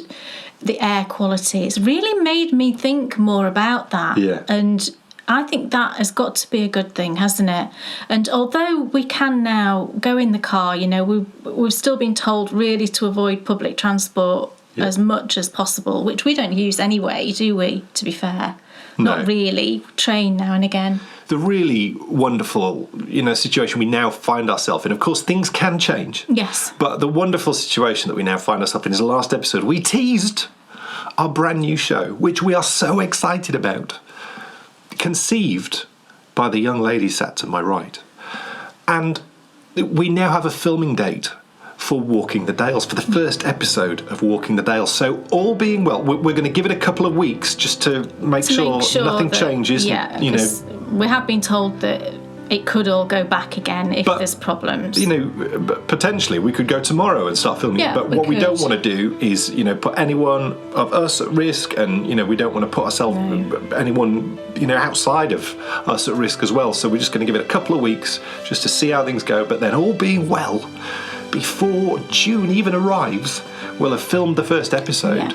And hopefully in June, we'll bring you that very first episode of Walking the Dales. Yes. It's going to be so good. Finally. So, folks, that is it. What is coming up? Well, the Knitting University course concludes on Tuesday. Our next course, I've already mentioned, commences on the 2nd of June. But before that, Kay's got reviews coming up this month. Yeah. You've got another design diary. Yeah. There's another show from me where I'll be digging into... hopefully, I might just have finished it by the time I film the next return to the centre of the oak, the old Clare Quat. So it might be the pre-steaking preamble. Right. Oh, yes. And in that show, hopefully I will then have nailed down exactly what I'm knitting next. So I'll announce that to you with a bit of luck. Folks, thank you so much for watching. Thanks, everybody. We shall miss you over the next 2 weeks. We will. I've got to go and give this top to Bryony now. And I shall be donning my PE instructor's hat this afternoon. Oh, yes. You're PE teacher, aren't you? I am indeed. We even have a leaderboard with scores on it and all sorts as to who's doing well and who isn't. PE on a Wednesday, Bryony always beats me. PE on a Friday, I always beat Bryony. But she's getting closer every time. Yeah. So, folks, thanks so much for watching. Thanks, everybody. We'll see you in 2 weeks. We will see you soon. For more. Take care. Bye.